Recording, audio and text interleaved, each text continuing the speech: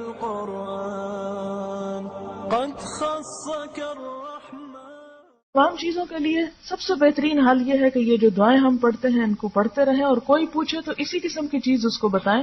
اور اگر وہ یہ کہے کہ میں نہیں مانتا یا مجھے اس کا اثر نہیں، تو پھر دیکھیں اس کی زندگی میں غلط کام کیا ہے. ایک چھوٹی سی مثال آپ کو دیتی ہوں. ایک کتاب ریسنٹلی چھپی ہے، اس کتاب میں ایک واقعہ ہے، اور واقعہ یہ کہ ایک شخص تھے، ان کے پاس کوئی اپنا مسئلہ لے کر آیا، اور مسئلہ یہ تھا کہ میرے گھر میں 2 بچے پیدا ہوئے اور جھولے میں تھے کہ ان کا خود سے خود ختنہ ہو گیا، اور ایک تو اتنا بلیڈ کیا بچہ کہ وہ اس کی ڈیتھ ہو گئی، اور دوسرا جو ہے بمشکل بچا. اور اسی طرح ان یوزول قسم کے واقعات گھر میں پیش آ رہے تھے. مثلا مجھ سے خود ایک خاتون نے کہا کہ ہم کپڑے دھونے کے لیے مشین میں ڈالتے ہیں تو نکالتے ہیں تو کٹ پڑے ہوئے ہوتے ہیں، بسا اوقات بستر جلا ہوا ہوتا ہے. یعنی ان یوزول قسم کے واقعات گھر میں جن کو آپ اور کچھ اس کی توجہ کر ہی نہیں سکتے، تو ایسے واقعات پیش آتے.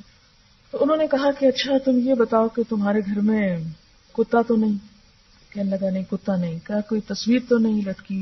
کہا نہیں تصویر بھی نہیں. کہا نماز پڑھتے ہیں؟ کہتے ہیں ہاں نماز بھی پڑھتے ہیں. اچھا یہ بتاؤ کہ تمہاری عورتیں جو ہیں وہ سر ڈھکتی ہیں؟ انہوں نے کہا کہ نہیں پردے کی کوئی خاص پابندی نہیں کرتی. تو انہوں نے کہا کہ اچھا تم ان چیزوں کی پابندی شروع کرو. اس نے کچھ اعمال ان کو بتائے اور کہا کہ اب اگر گھر میں کوئی واقعہ ہونے لگے تو تم بلند آواز سے کہہ دینا کہ وہ 4 چیزیں نہیں ہیں، تم چلے جاؤ. اور دروازے پہ لکھ کر بھی لگا دو گھر کے کہ وہ 4 چیزیں نہیں ہیں، تم چلے جاؤ یہاں سے. وہ واپس چلے گئے. واپس جا کر جب گھر میں اسی قسم کا ہنگامہ ہونے لگا تو انہوں نے اسی طرح بلند آواز سے کہا کہ وہ 4 چیزیں نہیں ہیں، تم چلے جاؤ. اور وہ جنات چلے گئے. پھر وہ واپس آئے ان کے پاس جنہوں نے انہیں یہ نسخہ بتایا تھا. تو انہوں نے کہا کہ بھئی وہ کیا تھی 4 چیزیں جو آپ نے کہا تھا؟ تو انہوں نے کہا تھا کہ میں نے تم سے پوچھا تھا کہ تمہارے گھر میں کتا ہے یا تصویر ہے، نماز پڑھتے ہو، یا یہ کہ تمہاری خواتین سر ڈھکتی ہیں. تو تم نے 3 چیزوں کا شاید ذکر کیا اور چوتھی کا نہیں. تو چوتھا پہ جب تم نے عمل شروع کیا تو تم نے ان کو کہہ دیا کہ وہ 4 چیزیں جن کی وجہ سے تم آتے ہو وہ نہیں ہیں، تو تم چلے جاؤ. تو وہ چلے گئے. ہوتا یہ ہے کہ جو لوگ اللہ کی اطاعت کرتے ہیں تو اللہ کے فرشتے ان کی حفاظت کرتے ہیں.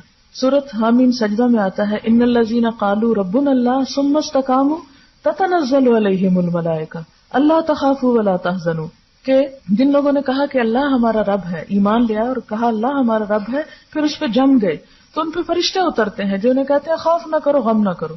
پھر اسی طرح ایک اور حدیث میں آتا ہے کہ ہر انسان کے ساتھ فرشتہ بھی لگا ہوا ہے اور شیطان بھی لگا ہوا ہے. فرشتہ ایک خیال ڈالتا ہے، شیطان دوسرا خیال ڈالتا ہے. فرشتہ اچھا خیال انسان کے دل میں ڈالتا ہے، اگر انسان اس کی بات مان لے تو شیطان جو ہے وہ مایوس ہو کے پیچھے ہو جاتا ہے. لیکن اگر انسان شیطان کی بات پہ لبیک کہے تو فرشتہ حفاظت سے دستبردار ہو جاتا ہے. ہم جا رہے ہیں، ہم حفاظت کے ذمہ دار نہیں تمہارے. دنیا میں زمین پر جنات کی تعداد انسانوں کے مقابلے میں کہیں زیادہ ہے.